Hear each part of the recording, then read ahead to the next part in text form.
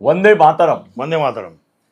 दोस्तों, कल से पूरे देश में चर्चा चालू है कि सोनिया गांधी और राहुल गांधी क्या अभी जो कार्रवाई शुरू हुई है उसके अंतर्गत जेल में जाएंगे। दूसरी एक चर्चा, हरियाणा कांड जो हुआ है उसमें रॉबर्ट वाड्रा भी जाएंगे, इस तरह की है। और अभी इसके लिए रनिंग कमेंट्री नहीं चाहिए, इसके लिए एक्सपर्ट्स कमेंट्स चाहिए। इसके लिए मैंने प्राध्यापक दयानंद नेने जी को यहाँ बुलाया है। सर, मैं इसके ऊपर ज़्यादा बोलना नहीं चाहता हूँ क्योंकि आप इसके बहुत स्टडी किए हुए हैं, मुझे मालूम है। तो पहले ये दोनों की केस विशद कीजिए और क्या होगा ये भी बताइए। नमस्ते। कल शाम इन्फोर्समेंट डायरेक्टरेट ने सोनिया गांधी और राहुल गांधी के ऊपर चार्जशीट फाइल की है नेशनल हेराल्ड केस के अंदर। हम सब ने गत कई सालों से सुना है कि सोनिया गांधी और राहुल गांधी बेल पे है। तो बेल पे किस केस में है? तो ये केस है नेशनल हेराल्ड की केस। अब ये केस की जानकारी थोड़ी मैं दे देता हूँ आपको।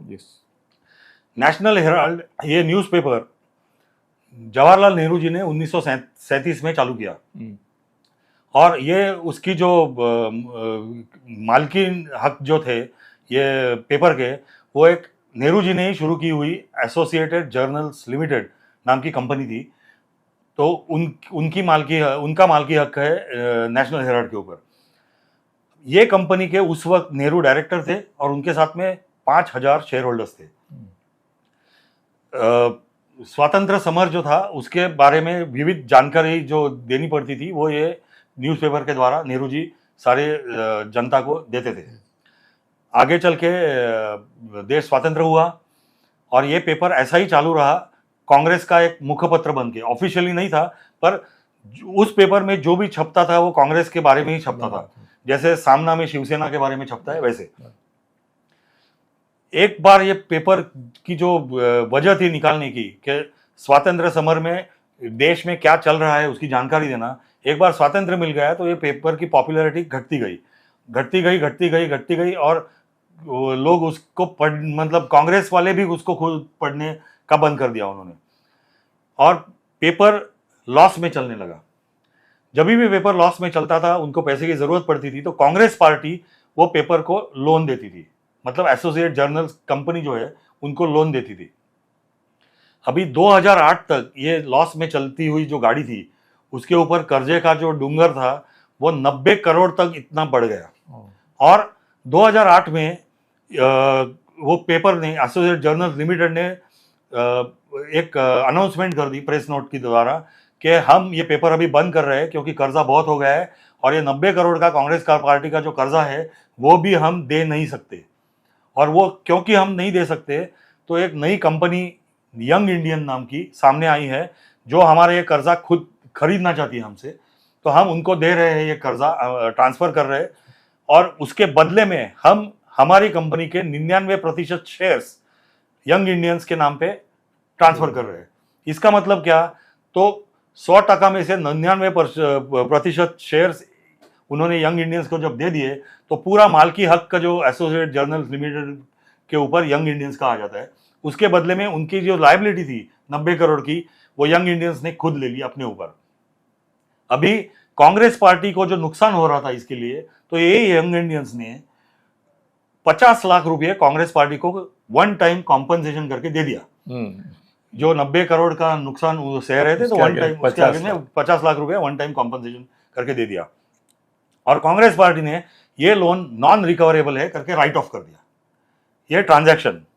अभी ये यंग इंडियन क्या है? तो यंग इंडियन एक इंडियन कंपनीज एक्ट तहत सेक्शन 25 के अंतर्गत स्थापित की गई नॉन प्रॉफिट कंपनी है।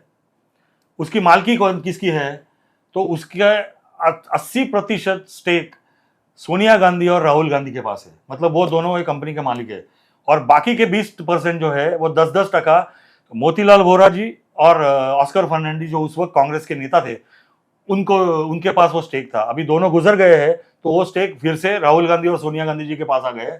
तो देखा जाएगा तो ये कंपनी पूरी की पूरी राहुल गांधी और सोनिया गांधी के पास आ गई है। तो इसका मतलब क्या होता है? 50 लाख रुपया देके उन्होंने एसोसिएट जर्नल लिमिटेड नाम की पूरी कंपनी, उनके जो एसेट्स जो होते हैं, उनकी जो प्रॉपर्टीज वगैरह होती है फैली हुई, उनको समेट के सारी की सारी कंपनी खुद के नाम पे कर ली है।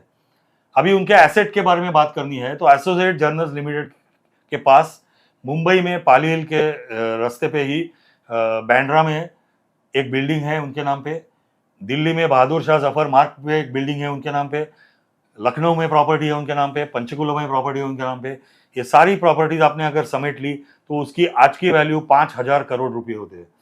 तो 50 लाख देके 5,000 करोड़ रुपए के ये लोग मालिक बन गए हैं और 100% मालिक बन गए हैं। ये उनके ऊपर मनी लॉन्ड्रिंग का, अफरा तफरी का आरोप लगाया गया है ईडी की तरफ से, और ये मूल केस ये है। अभी ये जब उसी मामले में वो बेल पे है, उसी मामले पे बेल पे है हाई कोर्ट से। अभी ये लोग गए थे हाई कोर्ट में, राहुल गांधी और सोनिया गांधी 2015 में, और उन्होंने कहा था कि ये झूठी केस हमारे पे है, पॉलिटिकल वेंडेटा, क्योंकि एक नई सरकार हमारे विचारधारा के खिलाफ चलने वाली पार्टी की आई गई है करके हमें परेशान करने के लिए ये केस उन्होंने थोपी है हमारे ऊपर। तब हाई कोर्ट ने उनकी जो याचिका जो थी वो खारिज की और उस वक्त कहा कि हमारे पास जो अभी तक रिकॉर्ड सामने आए हैं उससे हमें लगता है कि प्राइमा फेसी, मतलब ऊपर ऊपर देखते हुए हमें लगता है there is reason to believe that there is criminal intent in the actions of Sonia Gandhi and Rahul Gandhi. तो ये पूरी ये केस है। तो वड्रा की भी चार्जशीट फाइल हो गई है और इसके ऊपर अभी कार्रवाई चालू है। दूसरी कल की दूसरी जो ये थी स्टोरी थी, वो सोनिया गांधी जी के जमाई जो है रॉबर्ट वाड्रा, उनको ऐसी एक पुरानी 2008 साल की लैंड डील जो थी हरियाणा में गुड़गांव में हुई थी, उसके तहत उनको ईडी ने बुलाया अपने सामने। 10 घंटे तक उनकी सुनावनी कल हुई, आज भी उनको वापस बुलाया। आज वो दोपहर को 1 बजे जाने वाले हैं, अभी गए होंगे मेरे ख्याल से। अभी ये मामला भी ऐसा है कि 2008 में ओमकारेश्वर प्रॉपर्टी करके एक कंपनी थी, उससे रॉबर्ट वाड्रा ने गुड़गांव में शिकोपुर करके एक जगह है हरियाणा में, वहां की 3.5 एकड़ जमीन 7.5 करोड़ रुपए में खरीद ली। और 3 महीने के बाद में, वो जो 3 महीने का समय जो था उसके अंदर ये जो प्रॉपर्टी उन्होंने खरीदी, वो जगह का यूज जो होता है कि किसके लिए जगह इस्तेमाल करेंगे, वो सब रिजर्वेशन वगैरह हटा के उन्होंने कमर्शियल पे कन्वर्ट किया।